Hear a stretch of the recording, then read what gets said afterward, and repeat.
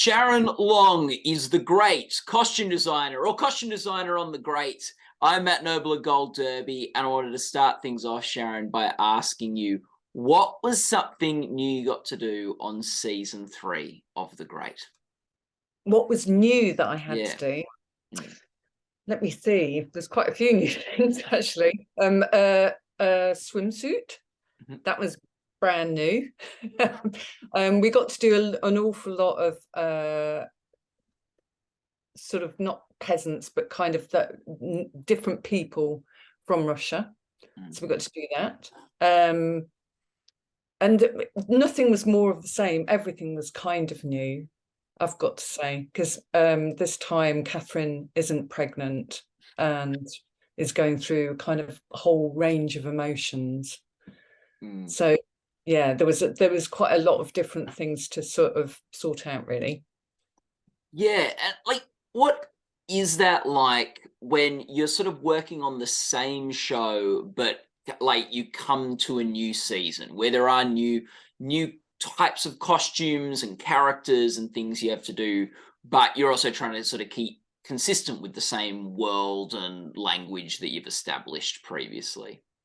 I suppose, it is quite complicated, the way that I'm sure it's the same with quite a lot of multi-episodic programs, is that when you start with a prep period, but what you have is probably a kind of synopsis of what might happen and the first 2 scripts. So by the time that you are shooting the first 2 scripts for the first 2 episodes, you're getting maybe as the back end of those, you're getting the next 2 scripts, so you never quite know what's ahead.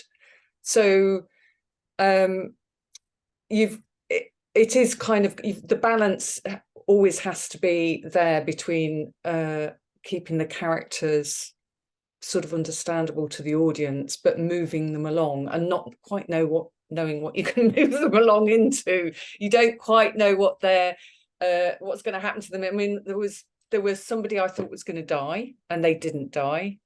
There was suddenly I didn't know was going to die who died. So there's a little bit of kind of fast thinking and trying to sort of organize things so that you haven't made the wrong choice. I mean, there's a couple of areas where I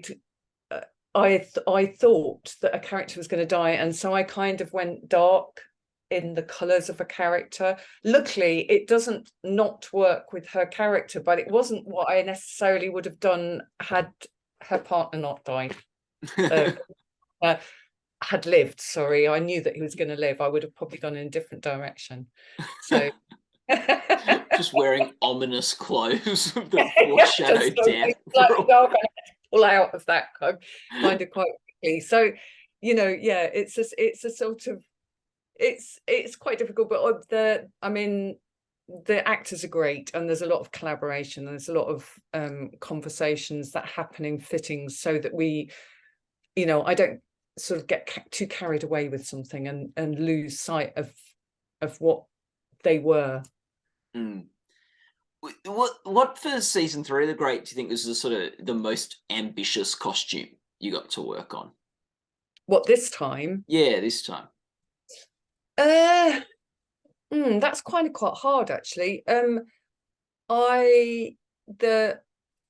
you get a longer prep before going into shooting than you do while you're shooting, so you've got less time for the costumes that are coming up. I would say there was a couple of things. There was the ambassador's dinner, and there's a dress that Elle wears in that, which was kind of ambitious because it was a pliqué, and it was we got embroidered pieces to put on it, and it was her most kind of modern dress thus far in filming. And then I think have you seen the episodes? Have you been I've seen I've been sent some of them, so I haven't seen the whole season, but I've seen a few. Episode 6, which is very tragic and happens in the snow,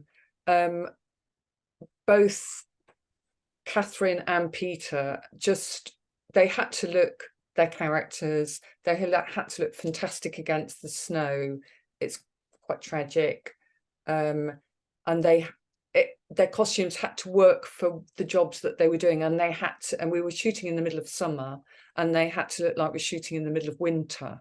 So that's kind of quite a tough ask. And also Catherine then goes back to the palace and takes layers off, but she still needed to look like she'd been somewhere that was cold. So we've got a sort of fur coat and fur hat that then comes off, and there's knitwear underneath, and a skirt that has padding at the bottom.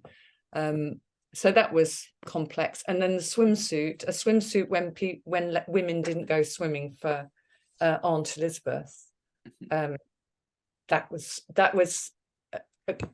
difficult to get your head around, because at that period women weren't going swimming. If they did go swimming, it was in summer, in warm water, and probably naked, so or in a shift. So trying to think of something that was still Aunt Elizabeth when she is pared down to her figure, it was quite hard, actually. That was sort of challenging. Do you think so with how important do you think the costumes are in telling the story for this show in particular? I think they're important. I think they're slightly part of the humor of the show as well, because the Tony McNamara writes these brilliant scripts, and they're very visual when you read them. It's quite funny, and it's been able to sort of help tell that story with the characters, and always keep it.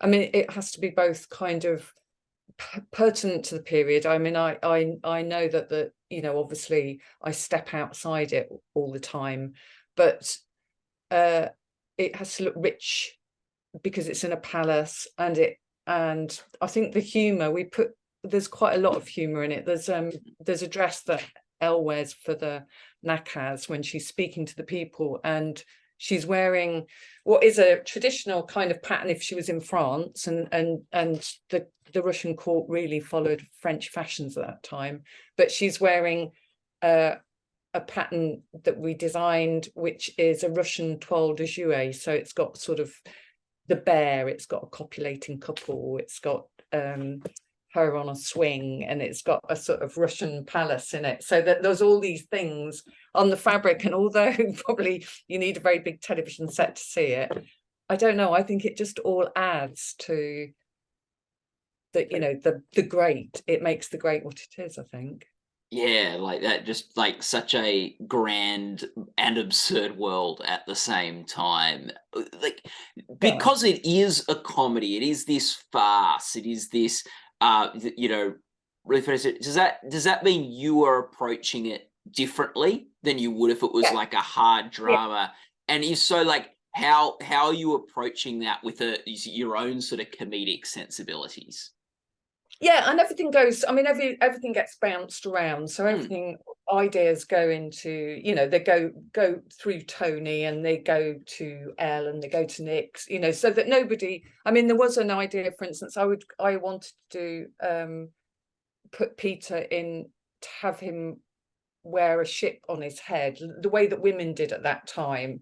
But Tony thought, and he was right, it was just too far to go. It was making the audience laugh at him, not with him. So there's kind of there's a balance to be found, but then Aunt Elizabeth has a moth on her head as a hat. It's a sort of gigantic moth, and that sort of works because it actually looks like a hair decoration, and it isn't till you get close sometimes that you can see that these things are animals or creatures. I think it's sort of, I wouldn't push it that far if it wasn't comedy, because it could detract from the sort of the kind of, I don't know, whatever the melancholic moment or the horror or whatever. I think you treat every job differently. I mean, the scenes where there is sort of a certain amount of tragedy, I don't bring so much humor into those, obviously, because that sort of wouldn't really work. Mm. It must be tough on the show where there's sometimes scenes that shift from comedy to tragedy quite quickly. Yes. Yeah. Like knowing what side to, how do you decide in those scenes to lean more comedic or more tragic with the costumes? Well, I will hopefully the framework that's there is always sort of 18th century. Do you know what I mean? So that Yeah. probably by the time you're kind of in on somebody crying or something like that, you're concentrating on their face and not the pattern on the clothing, and you know, and certain characters sort of never really go into full tragedy. Tatiana never does. You know, she gets shot, but it's not tragic. It's fun. Yes. Oh boy. What's your favorite thing about this show? I think having really fantastic, a fantastic cast who are really open to all sorts of ideas, and they have to have a lot of fittings, and they do it with, you know, kind of they're just really good. They always come in and appear enthusiastic. I'm sure half the time they'd like to go home, but I think the scripts really, because the scripts sort of are such fun. So you kind of, you know, you read them and it's really, you know, it's really kind of exciting to, nothing's dull. It's always a new idea. And actually that I love that challenge. I love that, being given something and thinking, how on earth are we going to do that? How are we going to do it in the time? You know, with what we've got, with the access of the actors and, you know, or the stunts or whatever we've got to sort of work in with it. It's quite challenging, but I quite like that. And Sharon, congratulations. You won the Emmy Award last year Thank for you. We did, costumes. yeah. Yes, Yeah. on the great. Here's what did that mean to you, that award win? Yeah. Oh, it was great. It was such a shock, actually. We were really shocked. We hadn't expected it. It was brilliant. Oh no, I mean, I just really love that people enjoyed the work, actually, because you're never sure when you're doing something that's quite a new, you know, doing you know, this kind of script, and it isn't strict period, and it's difficult to know if you've stepped too far. And I guess the award meant that we hadn't, and that people appreciated it and took on board the humor and you know, the sort of slightly heightened colors sometimes. And you know, I think that's it felt very satisfying because of that. Yeah, and like it's what, like the Emmys are an interesting beast because, you know, that's a category where, and this isn't true of all categories, you have dramas, limited series, comedy series, all sort of competing against each other. So you have very Yeah. different tones and styles of costumes, and it was in the period costume category. So you've also got a lot of different periods, like also competing, you know, from, you know, New York in the 60s to Russia in the, you know, whatever. I'm sorry, I've forgotten what century it's set in, the great, but you know. It's 18th. I mean, also Yeah. we had a kind of the lead character being pregnant the whole way through, and I because the references are so small for that, there's just, you know, you roughly know what people wore. I never knew how that was going to be received, actually. Whether, you know, it would be found to be too modern, because, you know, we had to simplify the shapes, as you know, the corsets were pregnancy corsets and everything. So yeah, so it was, yeah, for all those reasons it was brilliant. Yeah. Where's your Emmy now, Sharon? Where do you keep it? It's sort of, there's a chest of I'm in the room that I work in. It's sort of it's sort of up on a shelf over there. That's nice. Yeah, kind of, not kind of quite on display or anything, but it's my own room, so it's fine. And also something fun about the Emmys last year was that Elle wore a dress that you designed for her. Yes. To the Yeah. Emmys. How did that come about? Well, she asked. Yeah. I mean, it was quite, I mean, couldn't really say no. I mean, obviously we could have said no. She came in saying, "Would you do it?" I mean, it was a collaboration. I mean, she knew she wanted a certain kind of looking dress. You know, she wanted a sort of, yeah, I suppose it's kind of early 50s shape and things. So she knew where she wanted to go with it. Yeah. But yeah, it was, and we were doing it at the same time as so it's weekend work. Yeah. I actually had to do some sewing. Yeah. Oh, I love It it. was myself and Catherine Shaw who did all the cutting of Elle's costumes. So it was the two of us going in at the weekend. After you'd worked the week, it was sort of quite Apparently I wasn't very good. I wasn't a very good kind of, seamstress for her. Well, you guys obviously know her sort of sizes and shape very well, but it would have been quite fun designing a sort of something for her to wear in such a wildly different style and period and stuff like that. I know, no. I mean, I have to say it was more terrifying than doing the dresses, filming. Yeah, much more terrifying. Could you imagine if we got it wrong? Yeah. She didn't want to wear a ship on her head for the Emmys. No, you didn't go, oh, we have this ship on the head thing we didn't use. No, we did. I did some butterflies, but she didn't end up wearing those. We did a kind of, there was a little sort of package of things to go with it in case, and then I left it to her stylist Samantha to kind of decide which jewelry she has and everything. What is on this show?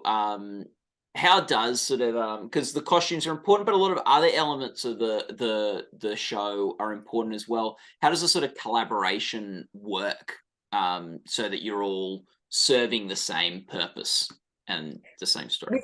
We sort of have meetings. So Tony, for each block is 2 episodes, and when the scripts come in and we've had time to kind of think about them very quickly, because they come in like 2 weeks before you're shooting them, we have a meeting and we come with kind of ideas or thoughts, so that for instance, there's a theatre piece towards the back end of this season, and we came with thoughts about that, how to make it sort of work on a stage. So Fran will come with some kind of drawings, and I came in with some mood boards. It sort of works like that, really.